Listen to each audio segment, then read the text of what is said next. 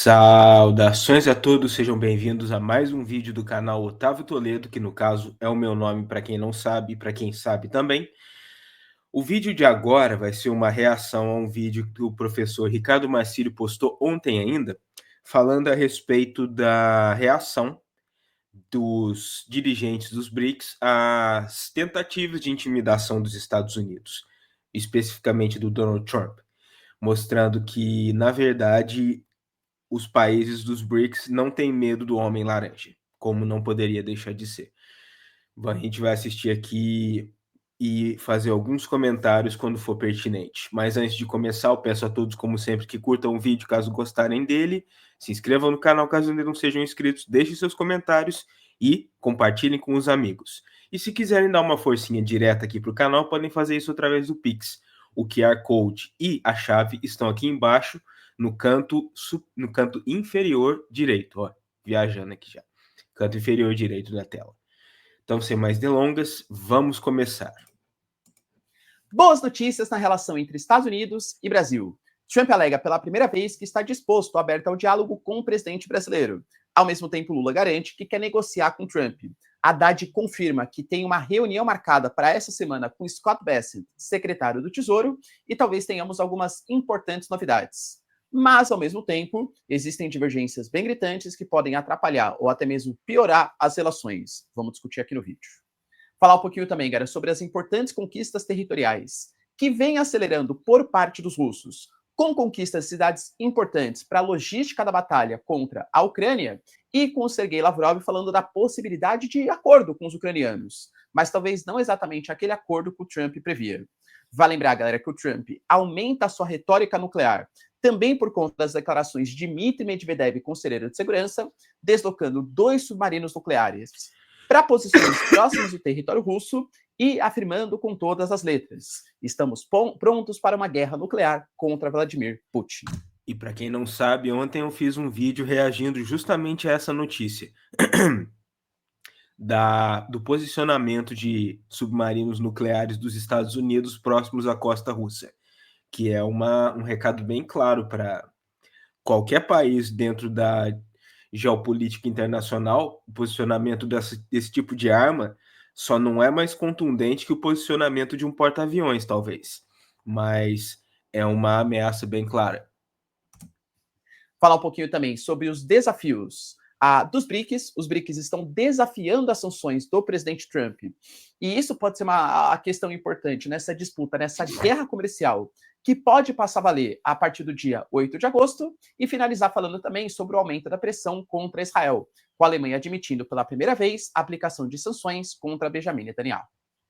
Se vocês querem ver um pouco mais sobre esses assuntos, e muito mais também sobre geografia, geopolítica, atualidades, política, polêmicas, enfim, tudo para você se manter sempre bem atualizado, já se inscreve no canal, deixa seu like, compartilha esse vídeo, que eu, professor Ricardo, conto muito com a sua ajuda. Não esqueçam de fazer a mesma coisa aqui também, curtir, se inscrever, compartilhar e comentar. Belezinha? Pessoal, para quem não sabe, a Nômade, que é parceiraça aqui do canal, está disponibilizando para você a possibilidade de comprar dólares, então que eu considero o momento ideal para comprar, quando está mais barato. Os dados do emprego nos Estados Unidos, eles saíram aquém do que a gente esperava, ou seja, o mercado americano desaqueceu, e olha como a economia é complexa. Quando o mercado americano desaquece, isso quer dizer que o Federal Reserve, ou seja, o Banco Central americano, pode tentar incentivar a economia. Como que o Banco Central americano incentivaria a economia? Reduzindo a taxa de juros. Se reduz a taxa de juros, naturalmente os títulos públicos americanos, que ainda são, né, os Estados Unidos é a economia mais forte do planeta, o dólar ainda é a moeda mundial, a gente tem uma referência aí, né? E no que depender do Trump vai continuar sendo, porque como eu falei num vídeo anterior, ele disse que se os Estados Unidos perderem o dólar como moeda de lastro internacional, seria o equivalente a perder uma guerra mundial. Então, o presidente dos Estados Unidos está muito focado em manter o status quo nesse sentido. Dos Estados Unidos liderando a economia internacional, geralmente os investimentos feitos nos Estados Unidos, eles são vistos como os mais seguros do planeta. Geralmente. Se a taxa de juros cai, é natural que os títulos públicos americanos paguem menos. Portanto, investidores vão tirar o seu dinheiro dos Estados Unidos e colocar talvez em países mais arriscados, onde os juros são maiores. Por isso, olha como o mercado funciona, né? Só na base da especulação. Os dados do emprego fraco nos Estados Unidos fizeram os investidores pensarem que a taxa de juros dos Estados Unidos pode cair, os títulos públicos americanos pagarão menos, por isso o dólar caiu. Olha que especulação maluca, né? Eu aproveito, claro, para diversificar minhas posições. Mas aí, né, galera, se quiser fazer isso, conta com a Nomad, que acho que ela é uma parceira legal aí para vocês. Tamo junto? Além disso, galera, tivemos também, desses dados fracos do emprego americano, uma notícia super importante relacionada ao Trump, que pela primeira vez, a partir de perguntas de repórteres brasileiros, inclusive, admitiu a possibilidade de negociar com o Brasil. Porque lembrem-se, o próprio Lula falou sobre isso, que não tinham canais abertos de comunicação. Ele falou: olha, eu designei aqui o Carlos Fávaro, que é o ministro da Economia, da Agricultura, perdão, designei o Haddad, falei com o Gerardo Alckmin, e a gente não percebe uma abertura importante da Casa Branca. Talvez a principal reunião que tenha acontecido tenha sido entre o Mauro Vieira, que é o nosso chanceler, e o Marco Rubio. Aliás, só uma notícia importante, tá? Em novembro do ano passado, o Mauro Vieira mandou uma carta para o Marco Rubio. Ninguém sabe exatamente o que estava escrito naquela carta, talvez parabenizando, não sei, né? E aí falou, pô, beleza, né? Então vamos ver o que está escrito. Sigilo, hein, galera? Só vai poder descobrir aí a partir de 2030 um monte aí, né? O que foi escrito na carta, confesso que eu fiquei um pouco curioso, né? Quais foram as palavras do Brasil para os Estados Unidos? Bom, se for em 2024, mais 15 anos, daria 2039. Então, tem aí uma cota antes de descobrir o que está escrito nessa cartinha misteriosa. Mas, enfim, mas não tinha uma abertura exatamente entre poderes executivos. O Trump falou publicamente que ele pode conversar comigo quando ele quiser. Ao mesmo tempo, ele falou... como sempre, a gente tá sentindo aí aquele cheirinho gostoso do arregão, né? Cheirinho de arregamento, arregação, não sei nem como se diz, mas, enfim. Tá parecendo que o Trump vai arregar de novo. Faltam aí 2 dias para a implementação essas tarifas altas, e ele está se propondo a conversar com o Lula. Então, parece que ele vai voltar atrás de novo. Que ele sabe que o Brasil fez coisas erradas com o seu governo, mas que ele está disposto às negociações. Lembrando que o Trump ele já editou ali, né, o seu decreto presidencial com tarifas de 50%, mesmo que tenha isentado quase ali 700 produtos.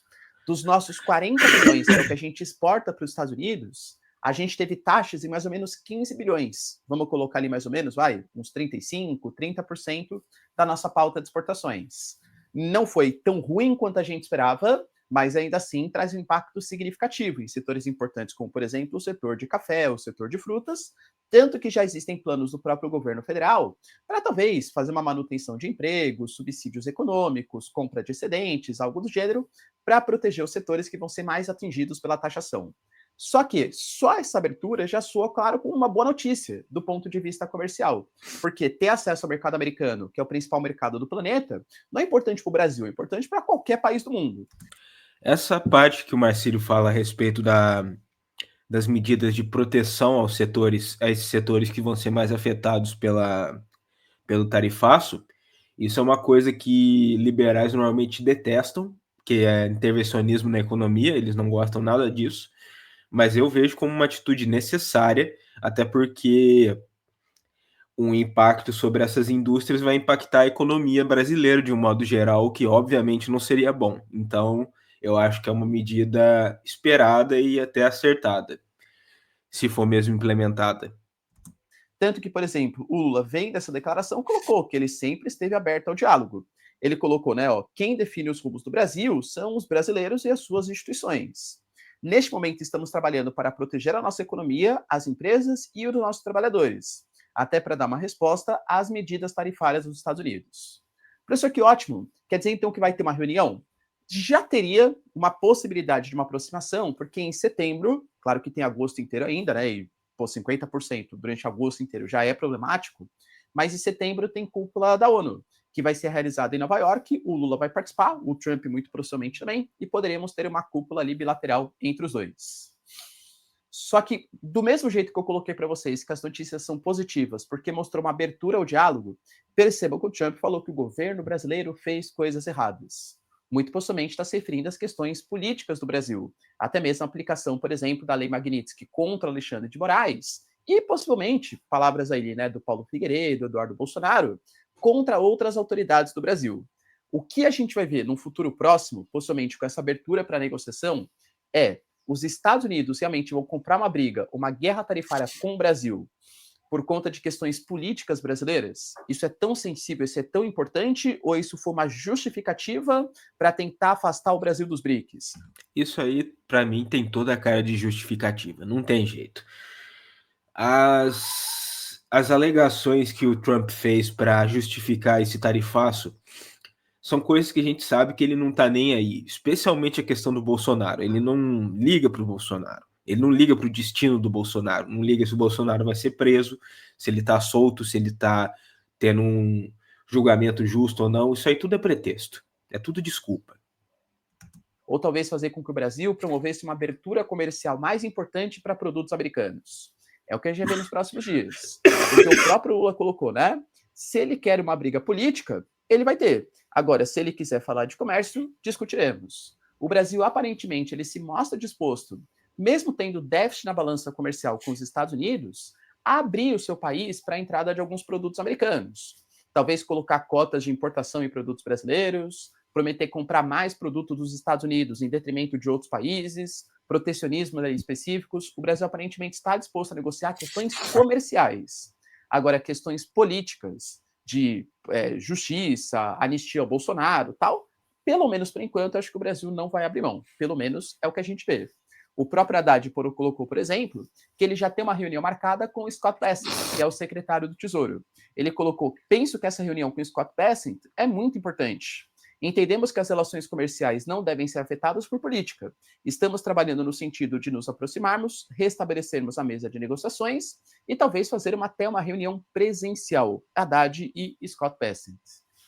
E aí, pessoal? De verdade, né? Como eu trouxe para vocês, na minha visão, tá? Eu não acho que os Estados Unidos estejam preocupados com a democracia brasileira. Até porque não faz parte da política americana se preocupar com a democracia de outros países. Depende. Não faz parte se preocupar, mas faz parte usar isso como um pretexto. Isso é histórico já. Os Estados Unidos se posicionam como os grandes defensores da liberdade e da democracia pelo mundo. E geralmente, quando eles começam a falar que eles precisam levar democracia para algum país, esse país tem bons motivos para ficar preocupado, porque isso vai querer dizer intervencionismo, geralmente no sentido militar. Aqui no Brasil, isso não vai acontecer, porque seria um vespeiro muito grande. O Trump é louco, mas não é tanto. Mas intervencionismo para defender a democracia é uma tradição deles, digamos assim. A gente pode pegar casos do passado na própria América Latina, onde os americanos sustentaram uma série de ditaduras latino-americanas. Claro que o contexto geopolítico era diferente, Guerra Fria, União Soviética, Estados Unidos, mas sustentaram. E hoje mesmo, os Estados Unidos mantêm relações econômicas, comerciais, geopolíticas importantes com ditaduras. Arábia Saudita, Catar, Turquia. Essa é outra questão que o Marcelo colocou que eu acho bem interessante. Não é uma tremenda de uma hipocrisia os Estados Unidos falarem em liberdade e democracia pelo mundo, quando eles não têm problema nenhum em fazer negócio com países autoritários de verdade quando é conveniente para eles, especialmente no caso da Arábia Saudita, que a gente sabe que os Estados Unidos têm um grande interesse ainda na manutenção do suprimento de petróleo que vem deles, vem lá deles, do reino. E nesse caso aí não tem problema nenhum o fato de ser um país que reprime liberdades individuais, que tem uma mão de ferro sobre a administração do seu próprio território, da sua própria população. Aí não tem problema nenhum. Aí tudo bem não ser um país democrático, porque os Estados Unidos aprovam, então tá tudo bem. Mas para outros países aí é liberdade e democracia. Daquele jeito. O que eu quero colocar para vocês é que se o Brasil fosse uma ditadura e essa ditadura fosse aliada ao governo americano, duvido que o Trump compraria uma guerra política. Ele usando a questão de ser uma possível ditadura, interferência do judiciário, muito mais porque são contra empresas americanas ou um pensamento pró-Estados Unidos, já que o Brasil se aproxima dos BRICS, tem relações importantes com a China, para fazer essa justificativa, entende? Então, na minha concepção, não é exatamente uma defesa da democracia. Ele está usando esse argumento para tentar colocar um governo muito mais pró-Estados Unidos e que afastaria, possivelmente geopoliticamente, o Brasil dos BRICS. Você concorda com essa análise? Ou acha que realmente, galera, o Trump tem a preocupação com algum tipo de legitimidade judicial, política, enfim? A pessoa tem que ser muito ingênua para achar que o Trump está realmente preocupado com as questões internas do Brasil ou com o Bolsonaro. É uma...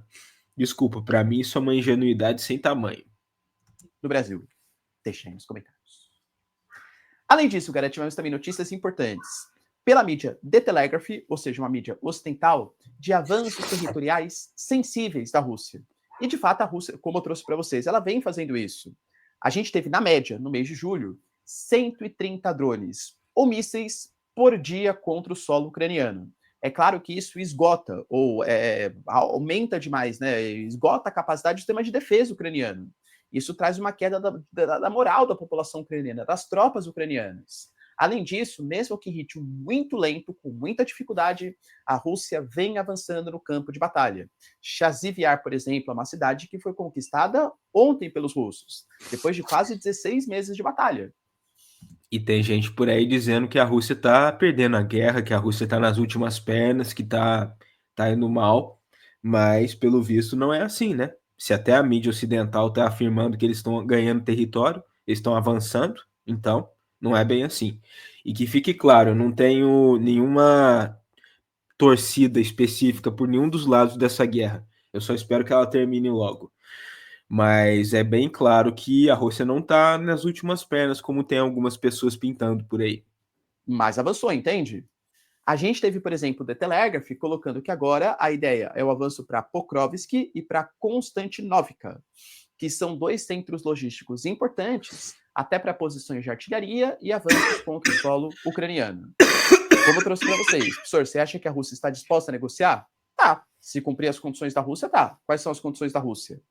Crimeia e os territórios invadidos, ocupados, devem ficar com a Rússia. A Ucrânia deve convocar eleições, porque o Putin considera o Zelensky como um presidente ilegítimo.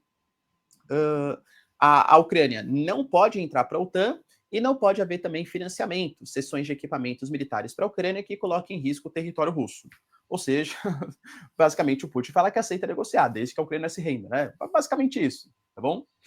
O Sergei Lavrov colocou, por exemplo, que ele vê alguns avanços importantes. Ele falou assim, olha, além dos acordos humanitários já estabelecidos, propusemos a formação para os ucranianos de grupos de trabalho sobre temas políticos e militares. Isso seria um passo significativo rumo a acordos duradouros, como destacou o presidente Putin em 1º de agosto, durante encontro com Alexander Lukashenko. E é o que a Rússia fala. Ah, professor, mas os acordos estão muito lentos. O Putin falou isso, tá? Poxa, se acha que está muito lento, se acha que está atrapalhando, é porque perspectivas muito altas foram colocadas. A Rússia nunca falou que negociaria com os ucranianos na pauta que os ucranianos estão querendo.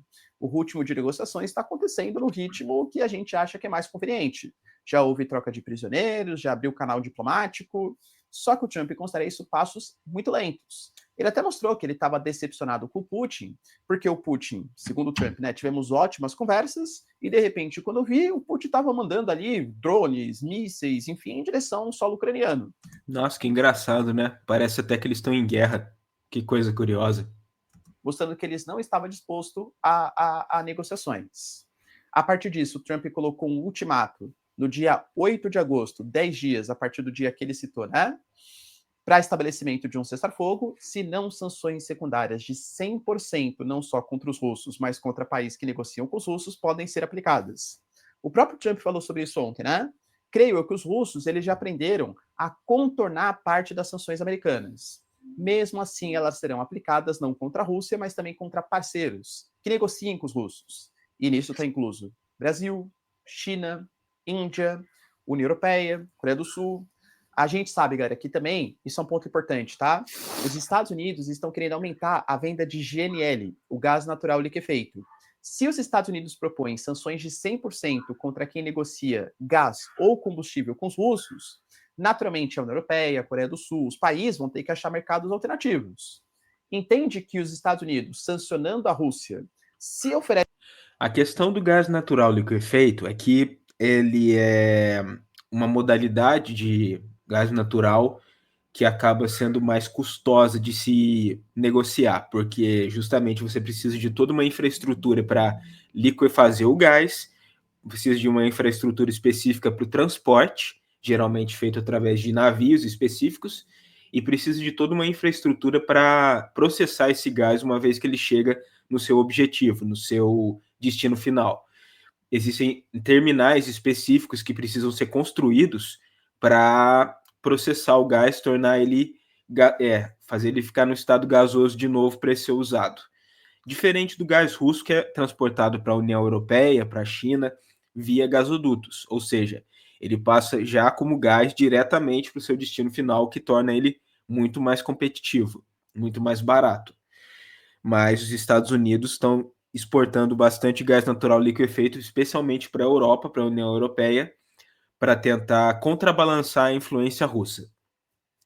Só que tem essa questão, ele é mais caro e ele é mais difícil de processar. Então acaba sendo uma competição não tão justa assim. Também com o mercado alternativo à questão energética mundial, é óbvio que é importante para os Estados Unidos, economicamente, que os países não negociem petróleo ou combustíveis com os russos. Por conta da pressão que ele fez contra a Índia, a gente começou a ter brigas, né, entre Dmitry Medvedev e Trump, e aí o Dmitry Medvedev, que para quem sabe é o conselheiro de segurança da Rússia, ex-presidente do país e o cara mais polêmico do governo russo, usado como bucha de canhão, né, sempre que tem que falar coisas polêmicas, ele que vai na frente. Ele colocou que o Trump deveria tomar cuidado, porque o dispositivo mão morta ainda funciona na Rússia, que é um dispositivo feito durante a Guerra Fria, que alegava que qualquer nação, qualquer potência que propuser a eliminar uma liderança russa, a mão morta desse presidente acionaria armas apocalípticas que destruiriam o país que foi responsável pelos ataques. E aí, cara, que eu sempre falo, né? O Dmitry Medvedev, se fosse assim, tudo que ele fez, tudo que ele já ameaçou fosse cumprido, já teria tido a destruição da Terra umas 30 vezes, né? Porque ele já ameaçou Terceira Guerra, arma nuclear, enfim, um monte de vezes. Ou seja, esse cara é basicamente o arauto do apocalipse do Putin. Ele fala as coisas que o Putin não poderia dizer, porque senão seria um terremoto geopolítico.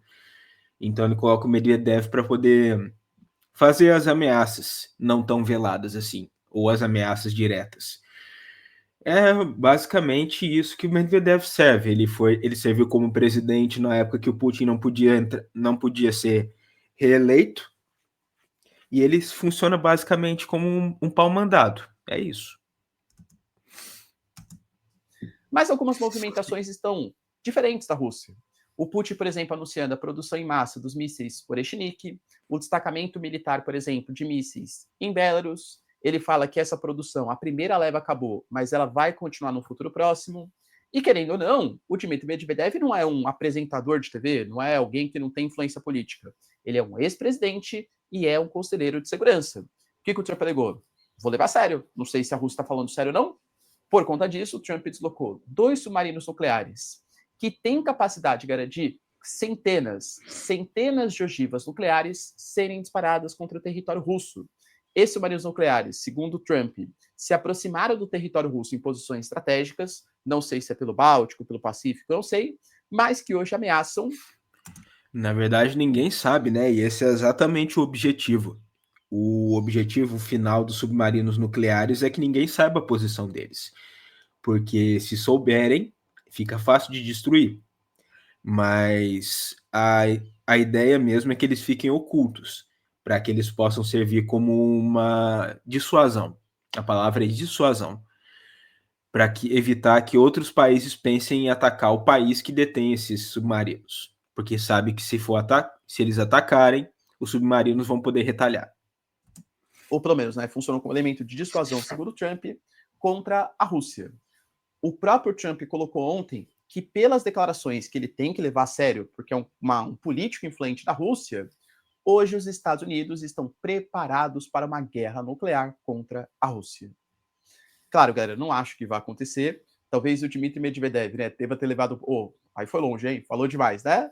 Mas, de fato, é uma questão importante, tanto o destacamento desse como também dos submarinos nucleares.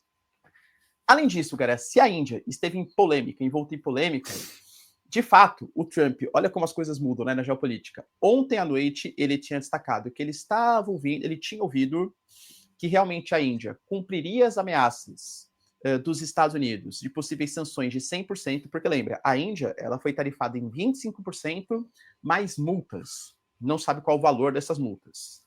A justificativa do Trump foi porque a Índia mantém relações militares com a Rússia, e é verdade, né? A Índia ela compra muitos equipamentos militares. Não apenas compra equipamentos militares da Rússia, mas a Índia também até se envolve em desenvolvimento conjunto de armamento com a Rússia. Por exemplo, o desenvolvimento de certos tanques de guerra, certos caças. A Índia participa junto com a Rússia e depois os dois países operam esses insumos militares. Então é uma colaboração bem estreita. E porque a Índia compra combustíveis. O próprio Marco Rubio, por exemplo, que é o secretário de Estado, colocou que a importação de petróleo da Rússia é de fato um ponto de irritação nas relações Estados Unidos e Índia. Para vocês terem uma noção, em 2024, aproveitando o desconto que havia nos combustíveis russos, de 35% a 40% dos combustíveis importados pela Índia foram combustíveis russos. E aí a gente teve, depois das ameaças, algumas atitudes estranhas. Petroleiros russos, por exemplo, que não estavam desembarcando na Índia, o Trump falando que ele ouviu dizer que, na verdade, a Índia respeitaria essas ameaças e deixaria de comprar combustíveis da Rússia. Pois bem, galera, segundo o New Ouviu York dizer. Times, a Índia se posicionou oficialmente. Não levamos a sério ameaças de terceiros e vamos negociar com quem nós quisermos. Ou seja, a Índia, informações oficiais, do New York Times, vai continuar comprando petróleo da Rússia. Isso quer dizer... Eu não curto muito o Narendra Modi, o primeiro-ministro da Índia, mas eu tenho meus motivos para isso. Mas ele tá certo também, tá defendendo a soberania do próprio país, igual o Lula tá fazendo. Então, não tá errado. Que se os Estados Unidos levarem a sério as ameaças, 100% de taxação na China, 100% de taxação na Índia, 100% de taxação no Brasil. E também na Coreia do Sul, na Turquia, na União Europeia. E aí, galera, será que os americanos conseguem comprar briga com todos os países juntos em 100%? Eu acho, claro, que ele não vai aplicar nos outros países, somente nos países dos BRICS. Mas, novamente, estamos falando, né, de Índia, China e Brasil. Mercados importantes, principalmente, claro, a Índia e a China, né? O Brasil também, claro, mas a Índia e a China muito mais significativos. A gente pode estar falando da prévia de uma grande guerra comercial, causando, claro, problemas para o mundo. A China já falou também que não respeita ameaças de terceiro, vai continuar comprando petróleo ou combustível de quem quiser, e por isso que eu coloco para vocês, aparentemente, se a Índia de fato continuar comprando, são os BRICS desafiando sanções aplicadas pelos Estados Unidos. E para finalizar, pessoal, tivemos também, como eu trouxe para vocês, Israel sendo pressionado pela comunidade internacional, o Reino Unido, Finlândia, França, Canadá, a Espanha já tinha, a Noruega já tinha, anunciando o reconhecimento do Estado palestino. Sobre Israel, uma coisa que eu vou esperar para falar quando eu estiver reagindo a um vídeo específico sobre esse tema, porque tem bastante coisa a ser dita, mas colocando assim de forma bem clara meu posicionamento, Israel para mim é um estado criminoso. É um estado criminoso, um estado genocida. O que eles têm feito na faixa de Gaza é simplesmente obsceno, é absurdo, mas eu vou falar mais disso quando a gente estiver reagindo a uma coisa específica. A Alemanha, por enquanto, anunciou que não vai reconhecer o Estado palestino por enquanto, embora também seja a favor das propostas de solução de dois estados. Mas o Friedrich Merz, pela primeira vez, e olha que a Alemanha sempre a diplomacia ali meio ficar mais para trás, ali, né, muito agressiva, mas anunciou que cogita aplicar sanções contra Israel, justamente pela questão do agravamento da fome e da crise humanitária no território da faixa de Gaza. A pressão contra Benjamin Netanyahu aumenta bastante. Beleza, pessoal? Deu para entender os principais acontecimentos? Beleza, professor. Valeu. Muito obrigado por esse vídeo aí. O que vocês acharam? Comentem aqui embaixo, deixem a sua opinião sobre os temas abordados e não se esqueçam de curtir o vídeo se tiverem gostado, compartilhar com os amigos, se inscrever no canal e... Nossa, eu esqueci a quarta coisa. Ah, deixa pra lá. Vocês sabem como é que é. Curta, comenta, se inscrevam, compartilhem. É isso aí. E se quiserem dar uma força direta para o canal, vocês podem fazer isso através do Pix. Tanto o QR Code quanto a chave estão ali no cantinho inferior direito da sua tela. Um grande abraço a todos, muito obrigado por terem assistido e ver a todos novamente no próximo vídeo. Valeu!